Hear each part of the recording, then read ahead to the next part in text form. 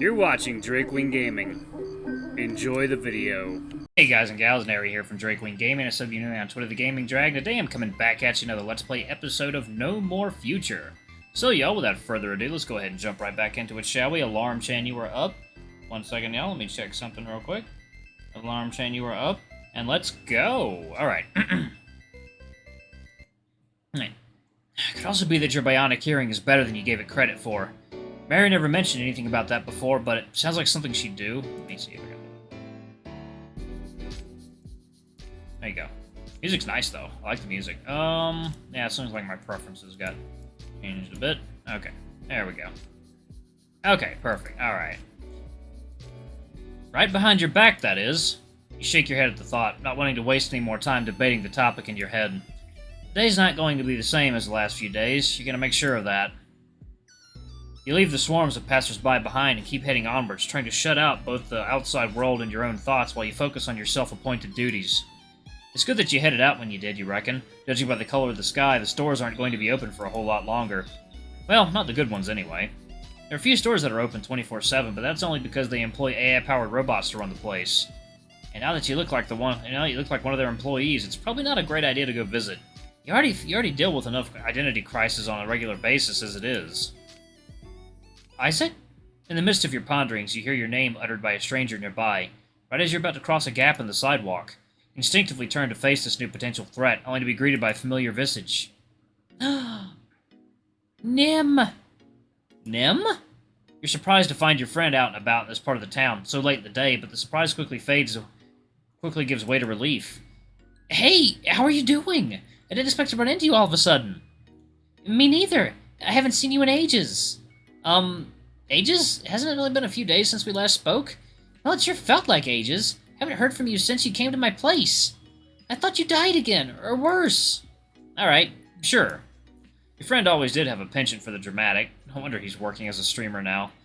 He does raise a good point, though. You really haven't done your best to keep up with your other friends ever since you came back.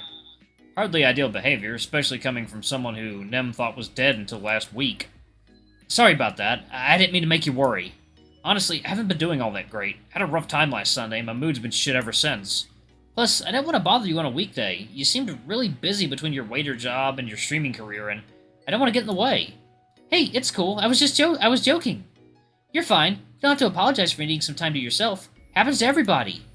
So, like, what have you been doing these past few days? Just R&Ring at home? Something like that. Yeah. And you? You just got done with work, I assume? Not quite. I've actually clocked out about an hour ago.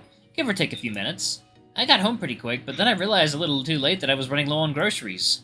Home deliveries are pretty pricey these days, so I'm going shopping on my own real quick. Damn, really? I guess we do share a single brain cell between the two of us. What? You realized a little too late that you worded that silly thought out loud for your friend to hear. You and your dumb mouth, you suppose. Yeah, that came out wrong. What I meant was that you're going out for groceries too? Fortunately, Nim's quick on the uptake, no thanks to the decades of having to deal with your nonsense. You breathe a sigh of relief at the embarrassment you just avoided. Yeah, that's right. We both had the same idea, it seems. Though I have to ask, what are you doing in this part of town? I'm pretty sure there are plenty of supermarkets near your place, on the other side. Yeah, but that's the thing. They're all on the rich side of town, and the prices there are a little... Fuzzy Dragon visibly shivers as though recounting a dreadful memory. Excessive. Well, that's not hard to believe. Rich as the other side of town may be, it does have a tendency to make your wallet a lot poorer. For good reason, of course. The difference in quality between similar stores on opposite ends of Bloomberg is often rather stark. Not that your friend seems to mind. I'm heading to a small store nearby, and near the 230th. Stuff there's real cheap, and it's not that far off from home.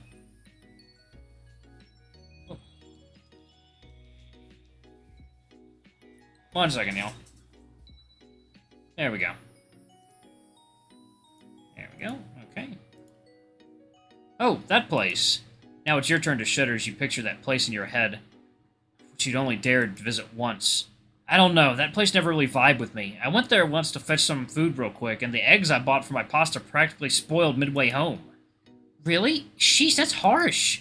Well, I'm sure it's fine. I just need some quick emergency rations to get me through the rest of the week. I wasn't planning on buying anything fresh anyway. Good lord, that sounds even worse. Does he even hear himself when he speaks? As confident as your friend sounds, the idea of him buying his food from a place like that just doesn't sit well with you. Well, you might have become immune to all the hazards of food poisoning. Your friend most certainly has not. And maybe you should politely remind him of it. Look, I get where you're coming from, but the shops here are just the worst. Trust me on that.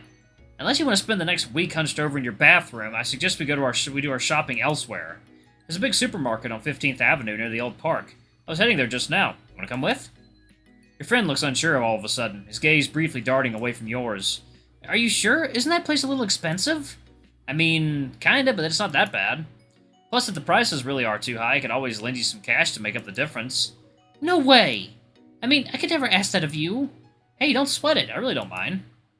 We have a lot of lost time to make up for, after all. I really don't mind spending some more of my time with you. In fact, I look forward to it. Your friend doesn't seem too thrilled about your proposal for whatever reason, but it doesn't take long for him to give in the nonsense. Give in nonetheless. Sorry, y'all. I'm a little tired. Still, it's been a rough week. I don't want you to feel like you owe me anything, but I guess I could use the company after all. I'm glad to hear that. It really has been ages since we last went anywhere together. It's not a fancy restaurant or an old-style arcade, but I'm sure we'll have a good time anyway. Oh yeah, speaking of which, the day I recorded this, I actually went to the spaghetti factory in California.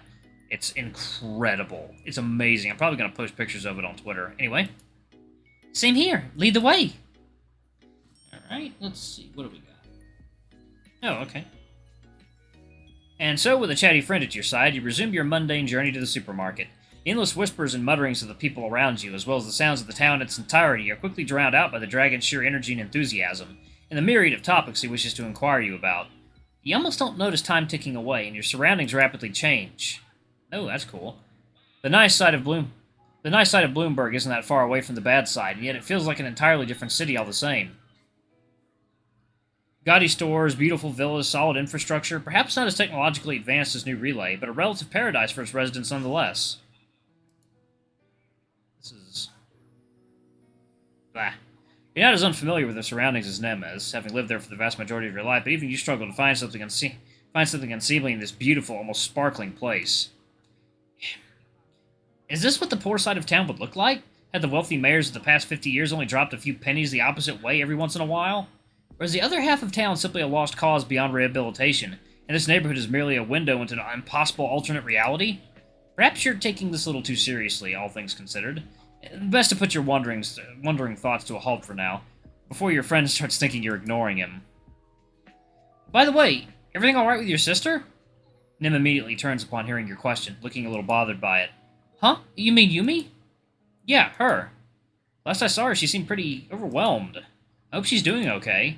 She's fine, he says. So he says, and that's all he says.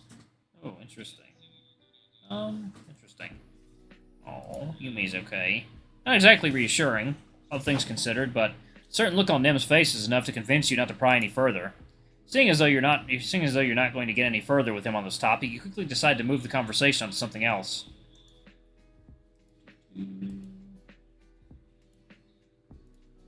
Anyway, thinking back. One second, y'all. I got something going on my phone, and it's really annoying, and it's really loud, and, here, I'm just gonna...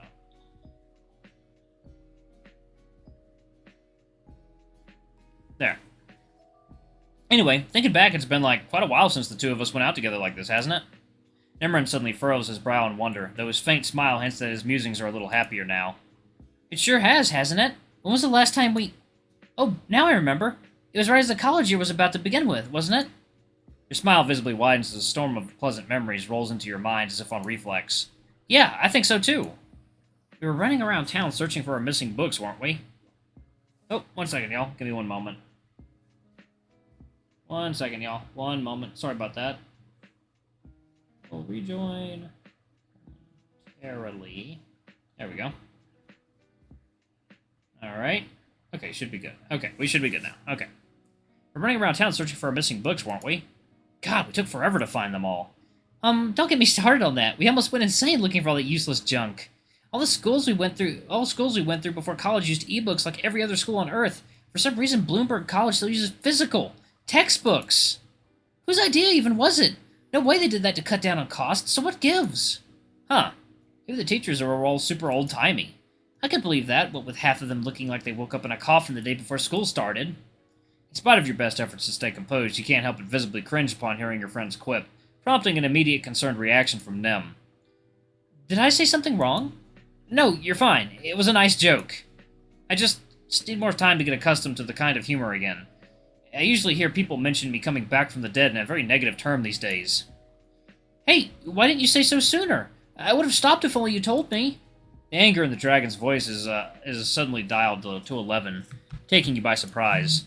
Well, I didn't want to stop you. There's nothing wrong with the jokes themselves. I just... Too late. I'm never telling them again. But, not a chance. Not in a million years. Faced with your friend's impenetrable stubbornness, you find yourself unable to do anything but sigh in defeat.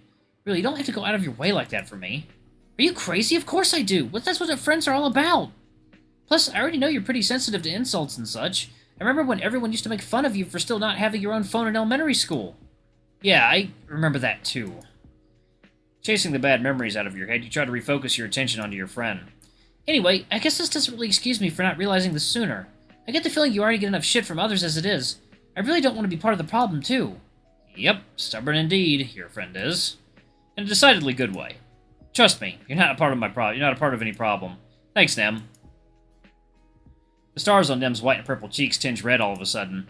Noticing this, he immediately turns to avoid your gaze, feeling quite embarrassed all of a sudden. Don't mention it, just doing what friends do and stuff. He clears his throat rather loudly as he tries to change the subject. You know, thinking back on it, I think you were the only one in our class who even knew how to read one of those old books. I remember struggling a lot, even trying to open that huge history textbook. That's only because you bought it from that Labrador graduate who got all the pages stuck with peanut butter. You weren't that hopeless. And reading a physical book isn't all that different from reading a digital one. I think you and the others just panicked at the new method is all. Well, you didn't, and I thought that was pretty cool at the time.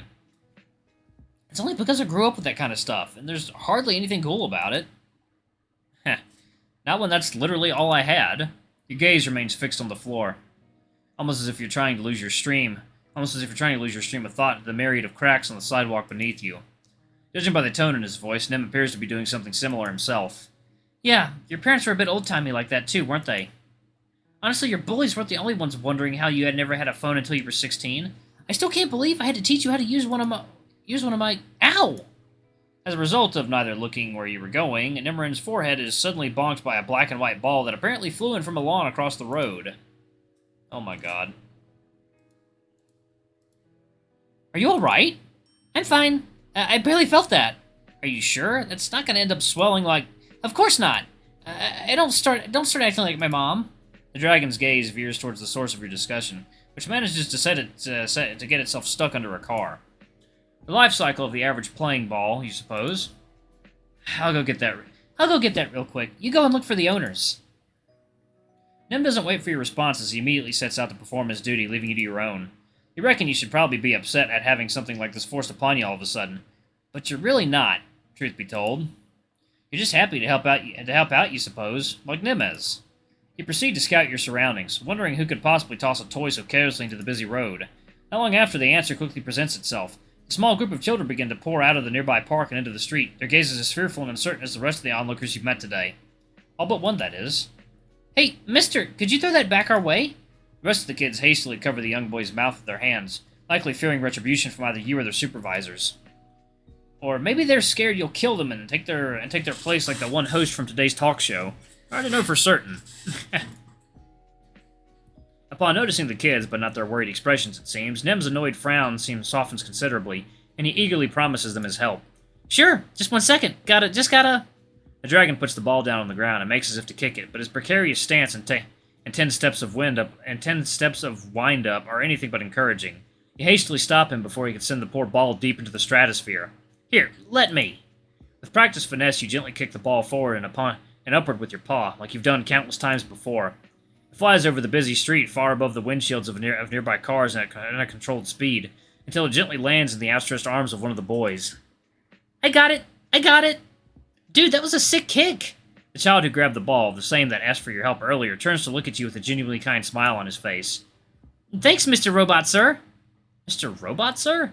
You get called something new every day indeed. As he heads back to the game he was playing with his friends, you can hear him approaching another one of his buddies with a proud look on his face. I told you all, he's a lot nicer than Mom says he is. Aww. When the situation resolved and noticing the faint smile on your face as you turn away from the playing children, Nim returns to where he left off. Then again, you were also way better at playing ball than I was. The blush on your face briefly intensifies. Well, I got a lot of practice with it thanks to George. George, your cousin? Yeah, my younger cousin. Then swiftly disappears. With me having nearly no access to electronics and him often being grounded, we had to find new ways to have fun when he visited. I guess I had no choice but to get good at what little I could play. Yikes! No wonder you always had more fun with my games than I did. Sounds harsh, not gonna lie. Yeah, I can't argue with that. But hey, harsh as the circumstances were, we had fun with what we had. Tons of fun for that matter. No, tons of fun for that matter. It is a pleasant memory. For sure, albeit pleasant doesn't quite do it justice. It's more so warm, sweet, alluring, intoxicating. Before you even know it, the dam is breached, and more memories of your childhood come pouring in like a tidal wave. Alright, I'm going to go ahead and pause it right here. Thank you all so much for watching. Don't forget to like, comment, subscribe, ring that notification bell. Leave a super thanks or a tip if you can. It always helps. Until the next video, I love you all. I'll see you next time. Bye-bye!